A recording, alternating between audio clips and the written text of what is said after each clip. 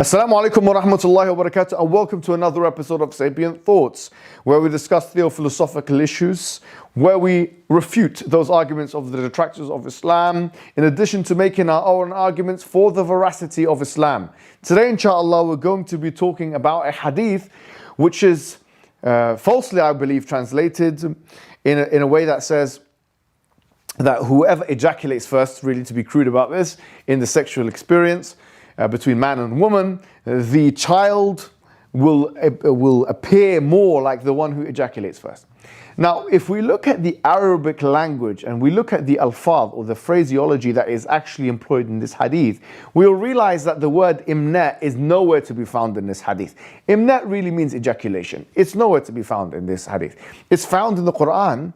You know, for example, in Surah Al-Najm, where Allah subhanahu wa ta'ala says, وَهُوَ الَّذِي خَلَقَ الذَّكَرَ وَالْأُنثَى مِن نُطْفَةٍ إِذَا تُمْنَى. This tumna means is from a minute quantity of liquid when it is ejaculated. So this tumna is in the Quran in many different places, but it's not in this hadith. And so it could easily have been in this hadith, but it's not. What is the word or the two words? Because there are two kinds of hadith, or this hadith comes in different phraseologies. The two words that are mentioned in this hadith is either sabaq or ala. Now the word ala, it means to dominate. Just like in Surah Al-Mu'minun in chapter 23 verse 91, where Allah says, if there was more than one God, لَعَلَى بَعْضُهُمْ عَلَى بَعْضٍ. They would have tried to dominate one another. I would try to outstrip one another. So the word ala clearly means to dominate. So if we put that back in context and we read the hadith now with this word properly translated, then we would say that it means whichever of the two fluids dominates from either the male or the female, then the shabah or the appearance will be like this. Now, this for the Arabs of the time, they may have understood it as ejaculation. Maybe. But it's not the case that the word for ejaculation was used.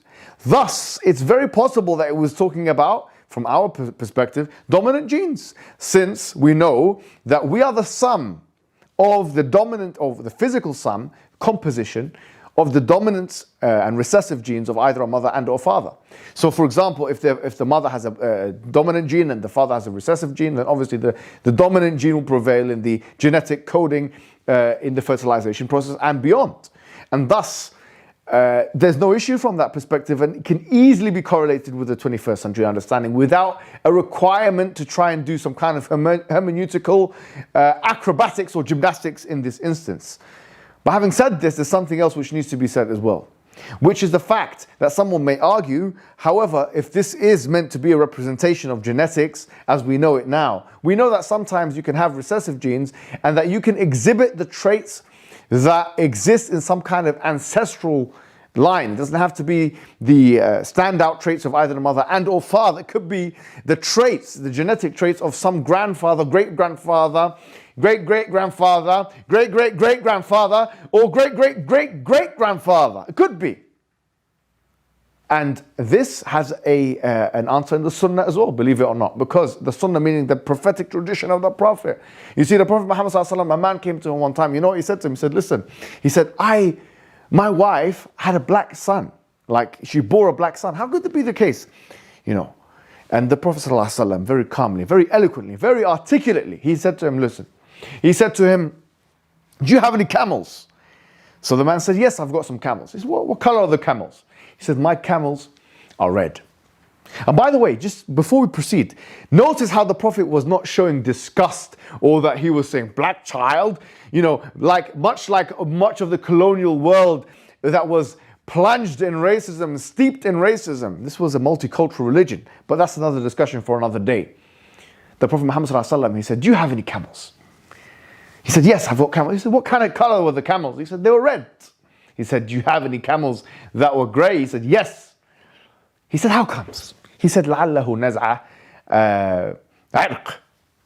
Maybe it's the case that it's from like the lineage, ancestral lineage. The Prophet ﷺ, he said, maybe your son, لَعَلَّ إِبْنَكَ هَذَا.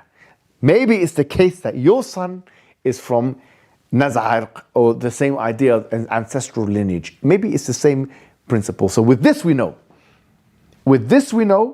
that the Prophet was indicating to an ancestral line, and the fact that genetics can be trickled down from that, even though it's not dominant in either the mother or the father. In other words, both clearly, because it wouldn't been estranged. It wouldn't have been a weird thing for that man had both of them been black. I would like, what's the problem? If both of you are black, the child is black, there's no issue. If one of you is black and the child is black, there's no, it's a non-factor. But the fact that both of them were not clearly black, right? And that the child was black, that was what made this interesting, a case for this man. And the Prophet said that is something which could have come ancestrally, in other words, trickled down, if we want to use modern parlance, genetically. And thus, there's absolutely no, from all of these perspectives, there is absolutely no way that you can try and use this hadith, or these hadiths, and the corpus and collection of the hadiths together to try and disprove Islam. One might be cheeky and even say that if you do believe in the veracity of the scientific method to the extent to which you seem to want to believe it, even may affirm what the hadiths are saying from an outside perspective. Wassalamu alaikum wa rahmatullahi wa barakatuh.